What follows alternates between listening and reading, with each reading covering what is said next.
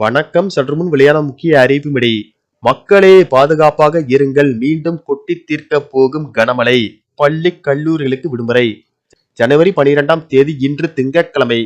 வங்கக்கடல் பகுதியில் நிலவிய காற்றழுத்த தாழ்வு மண்டலமானது தற்போது காற்றழுத்த தாழ்வு பகுதியாக தமிழகத்தை நோக்கி நகர்ந்து வருவதால் இதன் காரணமாக தமிழகத்தில் பரவலாக கனமழை பெய்யக்கூடும் என வானிலை மையம் எச்சரிக்கை விடுத்துள்ளது. மேலும் பள்ளி கல்லூரிகளுக்கு விடுமுறை போன்ற முக்கியமான அறிவிப்புகள் வெளியாகியுள்ளன.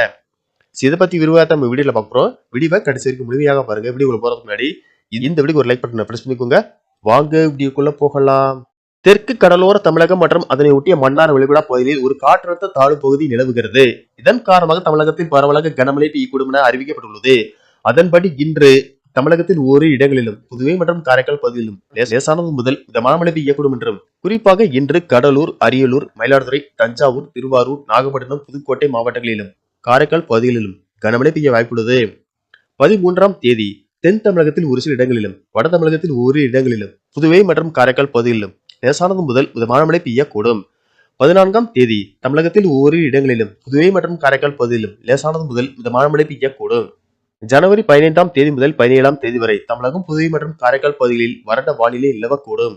சென்னையை பொறுத்தவரை வானம் ஓரளவு மேகமூட்டத்துடன் காணப்படும் என்றும், நகரின் ஒரு சில பகுதிகளில் லேசானது முதல் மிதமான மழை பெய்யக்கூடும். அதிகபட்ச வெப்பநிலை 25 முதல் 26 டிகிரி செல்சியஸ் ஒட்டியும், குறைந்தபட்ச வெப்பநிலை 22 முதல் 23 டிகிரி செல்சியஸை ஒட்டி இருக்கக்கூடும். மேலும் கனமழை காரணமாக பள்ளி கல்லூரிகளுக்கு விடுமுறை விடப்பட்டு வரும் நிலையில் இன்று கனமழை பெய்யக்கூடிய மாவட்டங்களான கடலூர், அரியலூர், மயிலாடுதுறை, தஞ்சாவூர், திருவாரூர், நாகப்பட்டினம், புதுக்கோட்டை மாவட்டம், சென்னை, செங்கல்பட்டு, காஞ்சிபுரம், விழுப்புரம், திருவண்ணாமலை, கள்ளக்குறிச்சி, கடலூர் மாவட்டங்கள் மற்றும் மேலும் சில மாவட்டங்களில் பரவலாக மழை பெய்யக்கூடும் என்பதால் மழையின் தீவிரத்தை பொறுத்து அந்த மாவட்ட ஆட்சியர்கள் பள்ளி கல்லூரிகளுக்கான விடுமுறை அறிவிப்பை இன்னும் சற்று நேரத்தில் அறிவிப்பார்கள் என்று கூறப்படுகிறது.